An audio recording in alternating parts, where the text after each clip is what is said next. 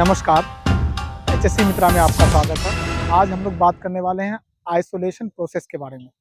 किसी भी चीज़ को आइसोलेट कैसे किया जाता है, किसी चीज़ को कैसे ब्लाइंड मतलब उस चीज़ को वहाँ से उसके एक्सेस को किस तरह से ब्रेक करते हैं। इसका सबसे पहले हम बताएँगे ब्लाइंडिंग या फिर आइसोलेशन कहते किसको? आइसोलेशन कहा जाता है ऐसी चीज़ को कि कोई भी यूटिलिटीज़ हो, इलेक्ट्रिकल सप्लाई हो, जो उसका माध्यम है, जिस चीज़ के थ्रू वो पास हो रहा, उसको हम लोग स्टॉप कर देते हैं, उसको ब्रेक कर देते हैं। उसको हम लोग आइसोलेशन कहते हैं कि वहाँ से वो सप्लाई आगे की तरफ ना बढ़े, वहीं तक आइसोलेट होके रह जाए या वहीं पर बंद हो जाए या ब्लाइंड हो जाए।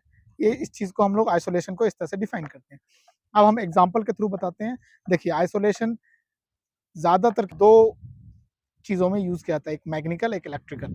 मैकेनिकल आइसोलेशन हम लोग कह सकते हैं कोई भी इक्विपमेंट या फिर किसी भी पाइपलाइन जिससे कोई भी फ्लूइड फ्लो हो रहा हो, उसको हम लोग बीच से स्टॉप करते हैं कि वो फ्लूइड जो फ्लो हो रहा है, उसको हम लोग आगे जाने ना दें, उसका आगे कोई मेंटेनेंस वर्क हो या अगले जिस इक्विपमेंट में वो फ्लूइड जा रहा हो, उसमें कोई मेंटेनेंस एक्टिविटी हो, तो वहाँ पे क्या करते हैं, जो फ्लांज हो या जो वाल्व हो, वहाँ पे हम लोग आइसोलेट करते हैं, एक ब्लाइंडिंग प्लेट को डाल के उसको ब्लाइंड करते हैं और वहाँ से उस यूटिलिटीज़ को आगे की तरफ जाने नहीं देते हैं। एक दूसरा जो अपना वाल्व है, वाल्व को हम ऑफ करते हैं। ब्लाइंडिंग डालने का मेन रीज़न होता है, वाल्व तो ऑलरेडी ऑफ करने के बाद वो ब्लाइंड हो जाता है।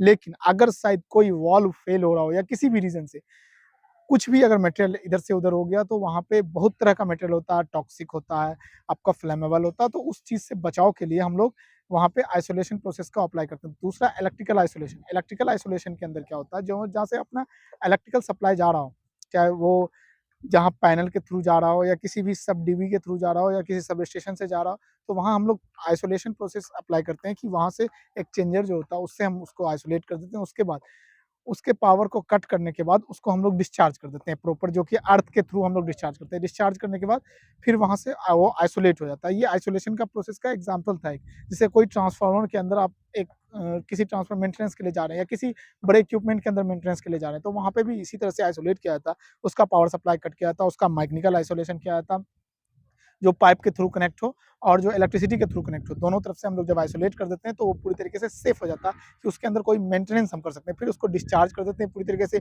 उसके अंदर अगर कोई मटेरियल हो तो उसको डिस्चार्ज करके नाइट्रोजन फिलिंग कर देते हैं और प्रॉपर उसको करके फिर हम लोग उसमें मेंटेनेंस एक्टिविटी स्टार्ट करते हैं। आइसोलेशन बहुत ज़्यादा इंपॉर्टेंट होता है शटडाउन एक्टिविटी के लिए या फिर कोई भी कमिशनिंग एक्टिविटी के लिए, कि उसमें अगर कोई भी मेंटेनेंस या कोई भी ऐसा वर्क आ गया, तो उसको हम लोग किस तरह से एग्जीक्यूट करें, ये चीज़ उसमें बहुत ज़्यादा ध्यान रखना होता है। चलिए हम मिलते हैं फिर नेक्स्ट वीडियो में, तब तक के लिए धन्यवाद।